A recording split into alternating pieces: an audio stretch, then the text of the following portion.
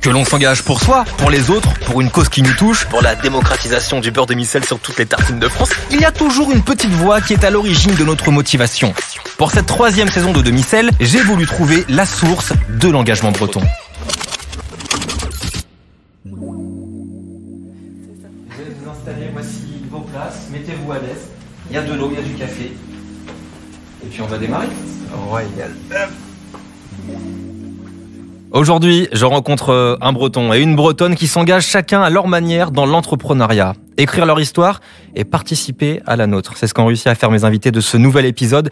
Ils sont Bretons, entrepreneurs et ils agissent aussi bien pour satisfaire leurs clients que pour préserver notre planète grâce à leur engagement commun pour l'environnement. Bonjour à tous les deux, bonjour à Quentin et à Marion. Et soyez les bienvenus. Bonjour, enchanté et merci pour l'invitation. Je suis enchanté aussi de vous rencontrer, de lancer cette discussion entre Bretons. Ce que je vous propose maintenant pour démarrer et faire plus ample connaissance, c'est la minute Qui êtes-vous ? Mais vous êtes qui ?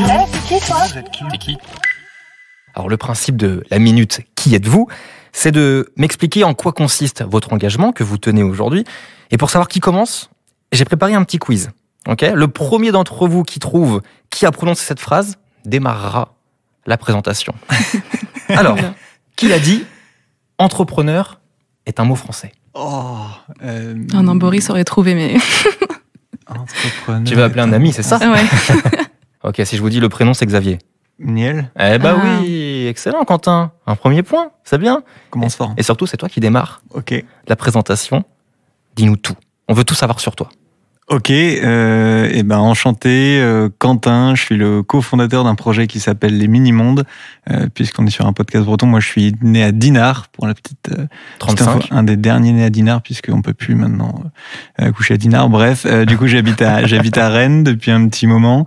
Et avant de lancer le projet Les Mini-Mondes, j'étais déjà entrepreneur. J'avais aussi lancé un projet qui mettait pas mal la Bretagne à l'honneur, un projet qui s'appelait Combat de coq, des jeux de société sur la culture générale et dont sur la culture bretonne. Puis voilà, maintenant je porte un petit projet qui s'appelle Les Mini-Mondes, où on fait découvrir le monde aux enfants avec des jouets en plastique recyclés, des carnets de voyage, tout ça, on aura l'occasion d'en reparler. Exactement. Tu fais les choses bien, dis donc. T'es animateur quasi là. Je me suis pas mal préparé aussi. Bienvenue en tous les cas Quentin dans cet épisode de Demi-sel et on va enchaîner avec toi Marion. Ouais, du coup, Marion, donc moi je suis originaire de Lannion. Et à mes 25 ans, en fait, j'ai commencé à me questionner sur la composition des produits cosmétiques et d'hygiène que je consommais au quotidien. Et je me suis aperçue que les formules n'étaient pas toujours hyper clean, l'efficacité pas toujours au rendez-vous non plus, pas mal de plastique aussi forcément. Et du coup, je cherchais un peu une solution à tout ça. Et du coup, je me suis naturellement tournée vers le do-it-yourself pour maîtriser la composition des produits que je m'appliquais sur la peau tous les jours. Et j'ai créé du coup mes produits cosmétiques, dont un déodorant avec 4 ingrédients seulement.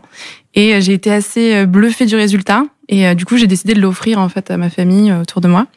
Et on avait de super bons retours. Et du coup, avec Boris, mon copain, on a décidé vraiment de creuser le sujet parce que c'était un produit qui répondait à des problématiques, qui avait un impact positif sur la santé et l'environnement.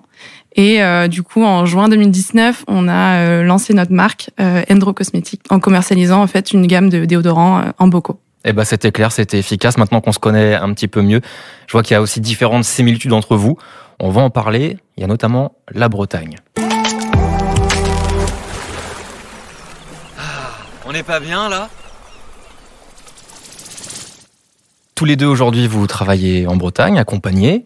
Pourquoi la Bretagne d'ailleurs ? Pourquoi rester ancré en Bretagne ? Je vais commencer par toi Marion, alors que tu vends aussi un petit peu partout en France et tu es resté sur Lannion. Parce que je suis originaire de Lannion. Avec Boris, on est tous les deux nés à Lannion, on a fait nos études là-bas, on a toute notre famille, nos amis aussi, il y a pas mal qui sont revenus. On a fait bien sûr nos études à droite à gauche. Et puis finalement, quand on a décidé de créer notre marque, on trouvait déjà assez logique de revenir un petit peu dans notre terre natale, entre guillemets, parce que quand on lance un projet, forcément, on a un petit peu besoin du soutien aussi de ses proches. Et en plus, on savait que c'était des personnes qui étaient assez sensibles au zéro déchet et aux produits naturels aussi. Donc ça avait tout son sens. Le côté breton aussi est dans le nom d'ailleurs. Oui, parce qu'Endro, ça veut dire nature, environnement, enfin ce qui est autour de nous en fait. Ok. Et Quentin, la Bretagne, ça nous gagne, de ton côté aussi. Ouais, de notre côté aussi, nous c'est un projet qui est Grand Ouest, disons. Moi je suis rennais et je suis resté basé à Rennes. Marine, mon associé, et une bonne partie de l'équipe est sur Nantes. On a nos bureaux et puis il y a un ancrage aussi avec notre usine, puisque tous nos jouets sont fabriqués dans le 29 à la Forêt-Fouesnant. Pour le coup, je suis toujours resté à Rennes et je suis très bien ici. Pour continuer ce très bon moment que l'on passe ensemble, on va peut-être parler motivation. Désormais, vos leitmotivs. Allez, on se motive. Et pour commencer, nouveau jeu. Attention, il y a 1-0 pour Quentin. Peut-être que tu peux te rattraper, Je vais Marion. faire en sorte, ouais. D'après toi, combien de licornes compte la France? 6, Ah non, c'est plus.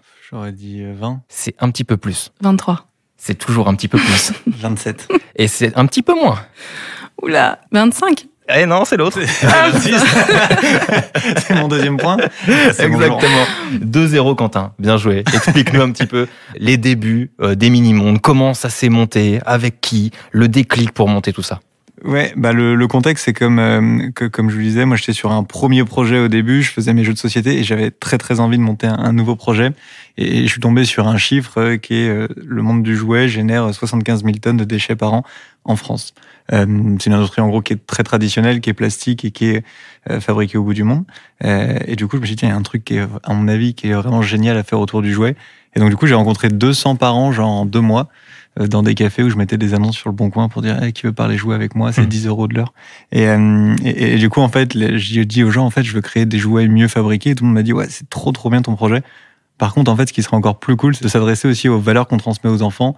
En gros au-delà d'être mal fabriqués les jouets sont encore assez genrés, pas très inspirants et donc du coup si en plus tu arrives à créer un univers qui parle de valeurs plus d'actualité et en plus avec des produits mieux fabriqués bah là c'est le produit là, c'est vraiment trop génial. Et donc, en fait, de ça, avec ces apprentissages, je me suis lancé sur l'univers mini-monde et ça s'est fait un peu comme ça. Donc, c'est à la fois une motivation environnementale, disons, et une motivation aussi très liée à l'éducation et aux valeurs qu'on transmet aux enfants. Motivation environnementale que tu as aussi, Marion, avec Boris. Oui, je pense que le fait effectivement de venir de Lannion, de la Bretagne en général, mais Boris, il a voyagé en Asie, il a été pas mal choqué aussi par la pollution plastique là-bas. Moi, au Mexique, pareil. Et c'est vrai qu'on voulait apporter un petit peu notre pierre à l'édifice, on va dire, et même si c'était un petit geste, en fait, pouvoir vraiment avoir un impact positif et éviter la pollution plastique. Et donc, la solution, c'était quoi? C'était de réduire le problème à la source et donc d'utiliser des contenants différents. Donc, nous, on est parti sur le bocal en verre. Et du coup, ça m'a semblé assez naturel finalement aussi de choisir ce petit bocal qui faisait un petit peu artisanal aussi, pour retrouver l'effet fait maison. Comment t'as fait pour monter ton premier déo parce que t'as pas de formation, j'imagine. Pour ça, raconte-nous un petit peu les souvenirs des débuts finalement de l'Andro Cosmétique. C'est né dans ma cuisine, petite tambouille sur tambouille, on va dire, avec des recherches dans des livres, sur des blogs. J'avais pas du tout l'idée de créer une boîte un jour, rien du tout. C'était vraiment juste chercher à faire un produit simple pour moi et efficace. Le petit déodorant est né comme ça, quoi. T'as déjà testé les produits, Quentin, ou pas encore? Mais non, pas encore, et je m'en veux, du coup, je suis en train de me dire, mais j'en ai ramené. Ah, voilà. J'en ai réussi, ça. Alors, tu t'attendais pas à ouvrir, enfin, du moins, c'était pas destiné pour toi ce que tu pensais ouvrir une entreprise. En revanche, Quentin, toi, c'était un peu plus le cas. Ça a toujours été dans le sang. Dans le sens, je sais pas, mais en tout cas, ouais, là, c'était vraiment l'idée de monter effectivement une deuxième entreprise et de se donner aussi une ambition plus forte sur le projet.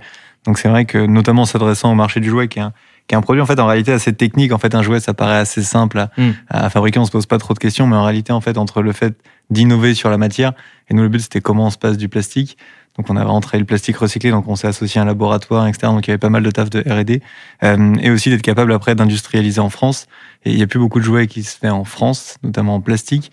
Donc, il a fallu aussi créer son propre outillage. Il a fallu aussi apprendre à injecter du jouet, le conditionnement. Enfin, il y avait quand même pas mal d'étapes pour faire du jouet. Mais en tout cas, ouais, c'était l'idée de se dire, on va créer un projet qu'on espère assez ambitieux. Alors, il y avait le déo pour Marion, le premier jouet pour toi, Quentin, c'était... Ouais, c'était une galère.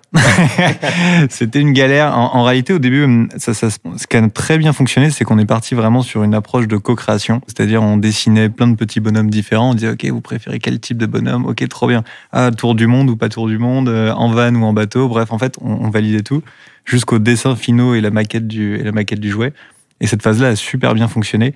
La phase qui a été plus compliquée, c'était la phase technique, notamment sur la matière. En fait, on trouvait pas le bon équilibre entre une matière qui soit 100% recyclée, qui était notre but. En fait, il nous a fallu quasiment 6 mois pour trouver la bonne matière. Donc, on a commencé à vendre nos jouets avant même d'avoir réussi à les fabriquer pour pouvoir en fait avoir un peu de financement et lancer comme ça la machine. Des difficultés, j'imagine qu'il y en a eu aussi pour Andro Cosmétiques. Déjà, d'annoncer aux parents que je démissionne pour vendre des bocaux sur les marchés, des déodorants en bocaux sur les marchés, c'était pas évident. C'était la première. Et puis on a eu pas mal de portes aussi. Voilà, c'est vrai qu'on se présentait, on arrivait avec nos petits bocaux et puis on voulait pas révolutionner le monde, mais on voulait vraiment que ça puisse intéresser des gens. Et beaucoup disaient, mais personne va l'appliquer au doigt sous l'aisselle. Ça va jamais marcher. Les banques aussi, des fois c'était plus compliqué pour certaines. Ouais. Et puis c'est sûr que du coup on n'était pas du milieu de la cosmétique. Donc il a fallu se former soi-même déjà, se renseigner sur toutes les démarches à faire parce que entre faire son produit à la maison et vouloir le vendre, il y a énormément d'étapes. Du coup c'est pour ça aussi que je pense qu'il y a pas mal de marques qui se lancent mais finalement qui vont peut-être pas jusqu'au bout tout le temps. Et après on s'est fait accompagner aussi par des personnes qui ont cru dans le projet, qui se sont dit tiens ça me correspond, j'ai envie d'aider ces jeunes qui veulent se lancer et créer quelque chose d'un peu différent, dont Sandrine qui est toujours avec nous aujourd'hui et qui nous apporte ses 25 ans d'expérience sur la réglementation, la formulation. Donc, comment tu passes par-dessus justement peut-être ces débuts d'échecs, au début où tu te prends des stops, tu te prends des noms, et vous avez réussi finalement à monter ce que vous vouliez, grâce à quoi, d'après toi? Grâce peut-être à l'esprit entre toi et Boris aussi, puisque tu travailles avec ton conjoint. Est-ce que ça a aidé ou... Ben oui, il faut que chacun trouve un peu sa place, son équilibre, et ça c'est pas évident au début. Mais une fois que c'est bien clair, il y a une confiance mutuelle qui est forcément là. Chacun a envie de pousser l'autre, mais il y a aussi le côté un peu têtu, têtu des Bretons. Boris, il a vraiment cette ferveur d'entreprendre, donc envie de faire bouger les choses. J'avais envie que ce projet puisse servir à d'autres, comme ça m'a servi à moi. Et que finalement, personne passe à côté de ce produit qui est très simple en apparence et pour autant très efficace, quoi. Le côté collectif, le côté équipe, Quentin, ça concerne aussi les mini-mondes, j'imagine. Est-ce que tu as des sources de motivation qui t'ont permis de passer par-delà des barrières? Ouais, déjà, le côté collectif, c'est clair. Du coup, moi, je suis aussi associé avec Marine et du coup, on se partage un petit peu nos rôles et c'est clair que déjà, ce côté binôme association, il est clé pour, justement, dans les moments où c'est un peu plus galère ou autre.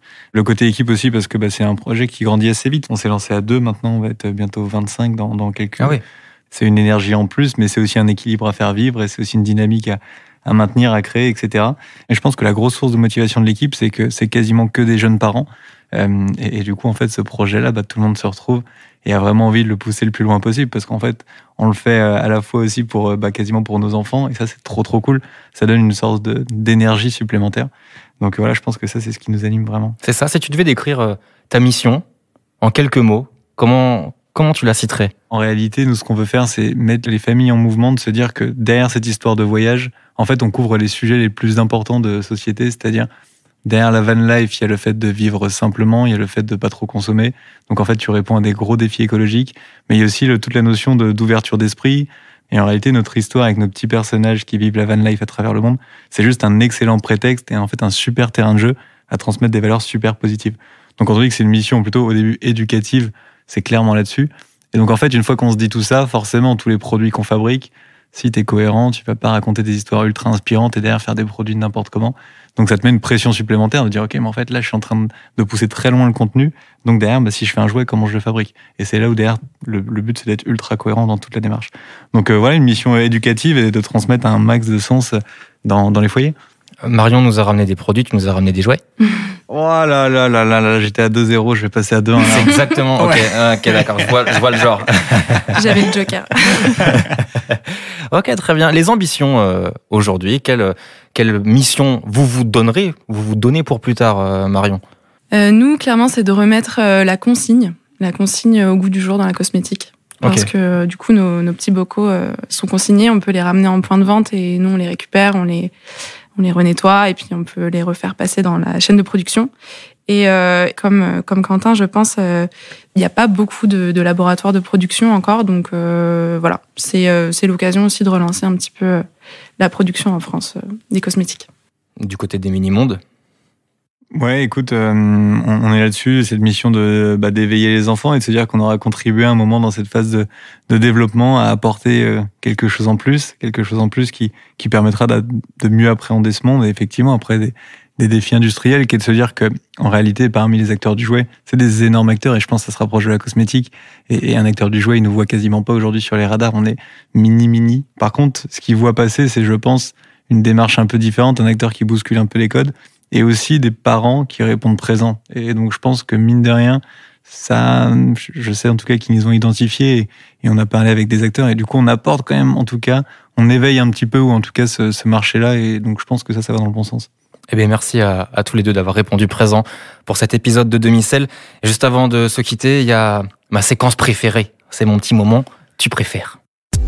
Tu préfères avoir une voiture avec des roues carrées, mesurer la moitié de ta taille, un vélo avec une selle en clou, devenir chauve ou peser le double jamais de ton pouvoir poids. te couper les cheveux. Marion, Quentin, Marion, préférez-vous emballer votre prochain produit dans un joli sac en plastique pas recyclé et pas recyclable, ou manger des tartines de beurre doux le restant de votre vie? Oh, le beurre doux, ça s'accepte. Hein? Coupons les micros. On recommence tout. Le beurre doux, ça s'accepte? Bah, par rapport au plastique, ouais, moi je trouve que oui. Ok. Après, tu rajoutes un peu de sel dessus, un peu de beurre de sel. Ah oui, tu l'as fait en douce, ok, Voilà, d'accord. Ok. Tu fais ton beurre do it yourself, quoi. Ah, j'aurais dit beurre doux aussi, parce que le packaging, c'est un des sujets sur lequel on s'est challengé pendant une plombe. Et en fait, on a créé un packaging qui est pour le van, qui a un petit garage. Bref, on y a passé un temps fou. Donc, si je réponds sac en plastique, là, je me tire une balle dans le pied. Eh ben, très bien, on a ramené du beurre doux. Maintenant, il va falloir assumer. Eh bien, merci Marion. Merci beaucoup, Quentin, d'avoir répondu présent pour cet épisode de Demi-Sel. On va vous suivre tous les deux. Il y a les mini-mondes du côté de Quentin. Il y a Andro Cosmétique du côté de Marion avec son conjoint Boris. Et puis, à très bientôt. À bientôt, merci beaucoup. Merci, à bientôt. Merci d'avoir écouté cet épisode. Vous pouvez retrouver les saisons de Demi-Sel sur toutes les plateformes audio, ainsi que sur le site et les réseaux sociaux de la région Bretagne. Et bien sûr, n'oubliez pas de suivre et de partager le podcast.